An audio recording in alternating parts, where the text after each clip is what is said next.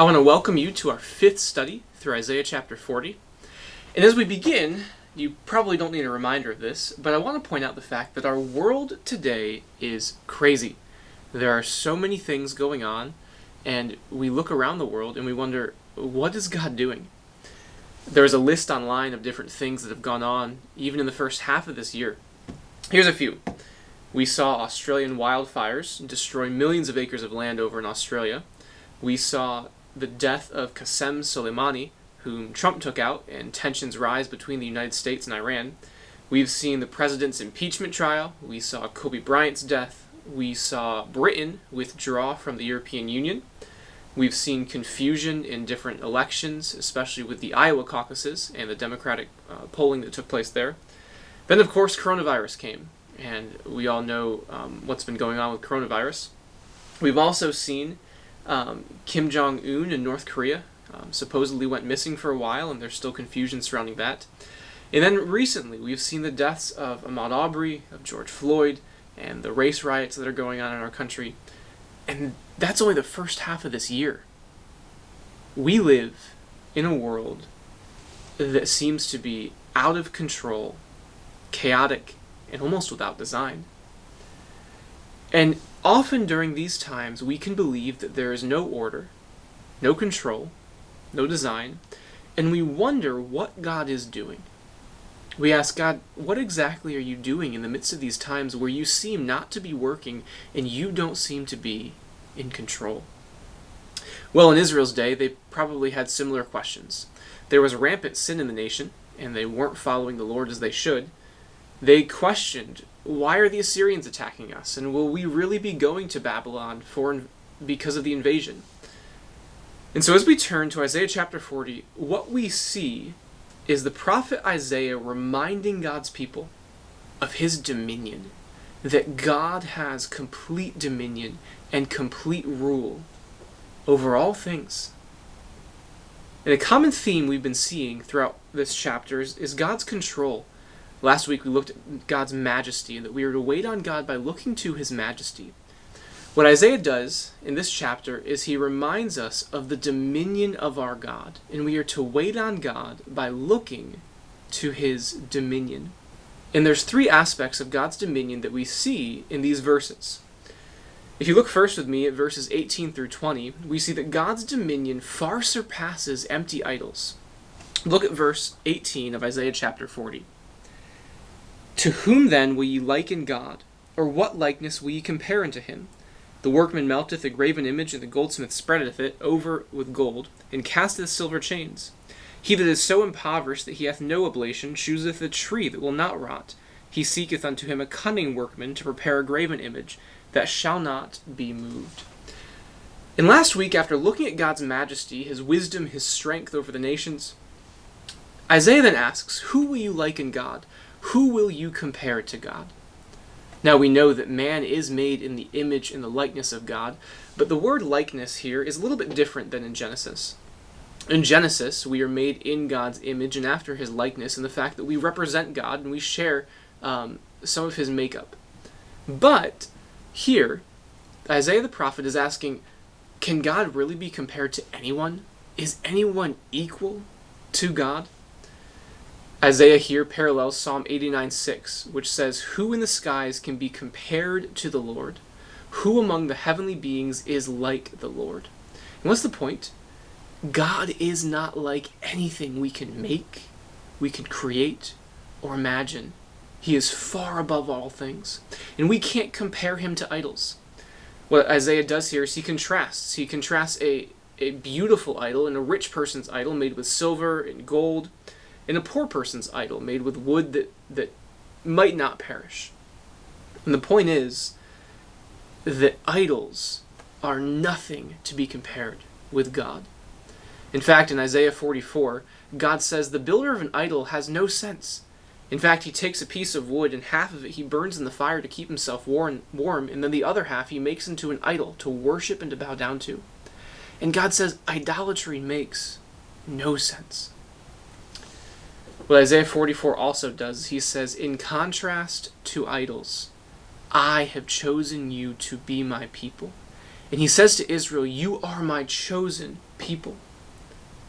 And likewise, God has chosen us as believers to be his people. We, through Jesus, are God's people. God has chosen to make himself our God, and he offers the fullness of himself to us. Yet what's the problem? The problem is that we so often depend on idols in the midst of crisis times. We make money an idol, and we depend on money for our trust, when in fact God calls us to trust him.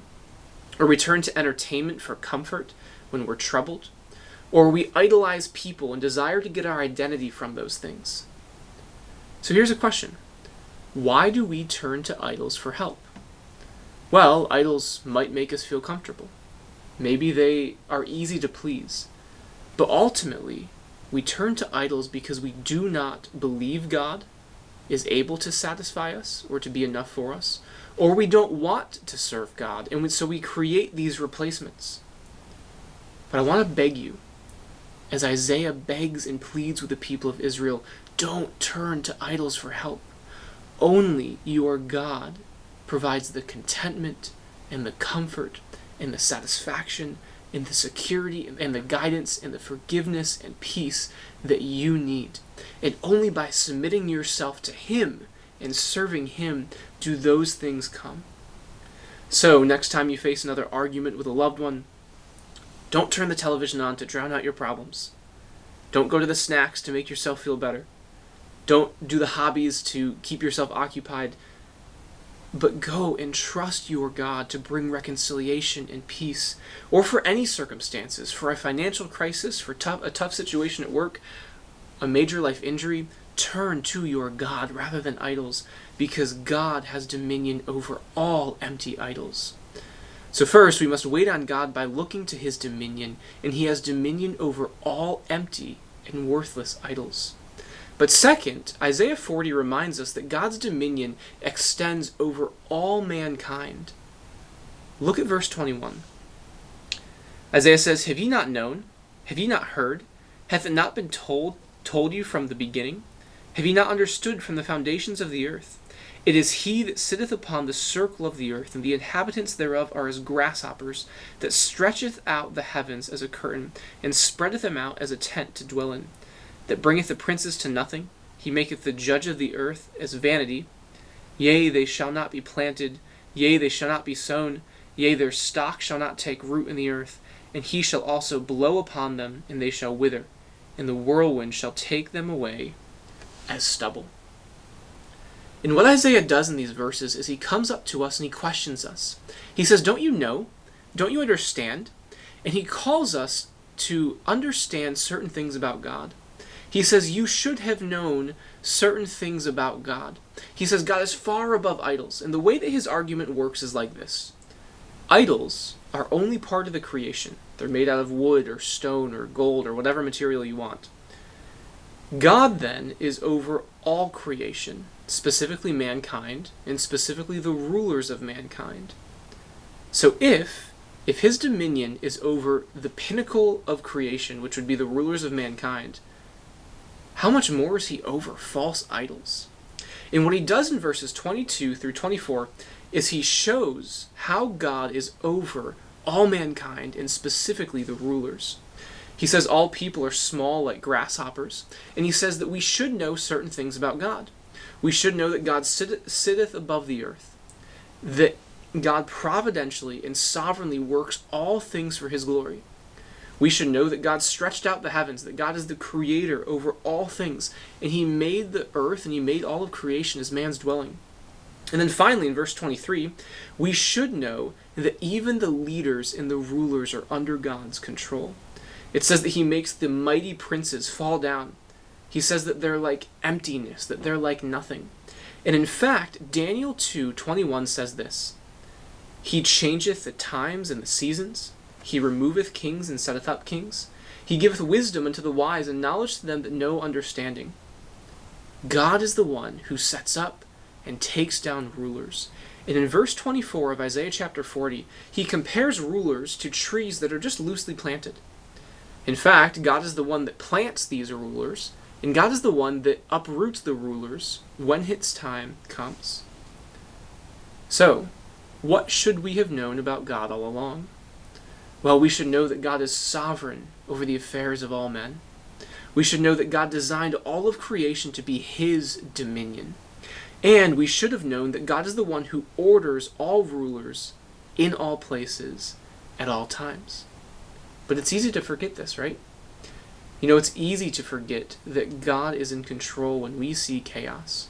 And it's easy to forget that God's creation is His domain when we see so many natural disasters coming our way. And you know, it's easy to forget that God ordains rulers and kings and princes when they don't seem to be accomplishing God's plan. God does not call us to understand everything He is doing, but He does call us to believe in His sovereign control over all things. But what might happen when we don't rest in God's dominion? What happens when we don't rest in God's control? And I want to share with you an illustration, not to promote any specific political view or opinion, but I do want you to see what happens when the unsaved world rests their hope in a political figure or a political system rather than in God. Here's what the article says. For many Americans, the anxiety that surrounded the election of Donald Trump surfaced on Election Day of 2016. As the possibility of a Hillary Clinton victory began to slip away and the possibility of a Donald Trump presidency became more and more certain, the contours of the new age of American anxiety began to take shape. In a 2017 column, Washington Post columnist Dana Milbank described this phenomenon as Trump hypertensive unexplained disorder. And then here are some of the symptoms of this disorder: overeating, headaches, fainting, irregular heartbeat, chronic neck pain, depression, irritable bowel syndrome, tightness in the chest, shortness of breath, teeth grinding, stomach ulcer, indigestion, shingles, eye twitching, nausea, irritability, high blood sugar, reduced immunity, racing pulse, shaking limbs, hair loss, acid reflux, deteriorating vision, stroke, and heart attack. The article then goes on to say this: 2 years later, the physiological effects of the Trump administration aren't going away. A growing body of research has tracked the detrimental impacts of the Trump-related stress on broad segments of the American population. And again, this is just an article sharing an example of people who put their hope in a political person, in a political system, rather than in God. And without God, we are exactly like this. When our hopes of a certain political leader or achievement aren't met, and we don't think that God is at work, this is the way that we can be. So, as an application, this is an election year, and there's a number of seats up for grab, especially the presidential office. Last election, we saw a number of unsaved people freak out. But we are prone to do the same thing if our hearts rest in a leader or a person rather than God who is in control. We are to wait on God because He has perfect dominion, and He has perfect dominion over all of humanity. So we've seen that God has perfect dominion over all the affairs of men, and we've seen that God has perfect dominion over empty idols. But finally, Isaiah 40, verses 25 and 26, shows that God's dominion spans over all of creation. Look at verse 25 with me. To whom then will ye liken me, or shall I be equal, saith the Holy One? Lift up your eyes on high, and behold, who hath created these things, that bringeth out their host by number? He calleth them all by names, by the greatness of his might, for that he is strong in power, not one faileth. Isaiah says, who will you actually liken God unto? Who is God's equal? You can't make God equal to anything in all of the creation. And Isaiah says, look up at your Creator. He took out all the stars and all the planets. He numbered all of them, and He knows them by name.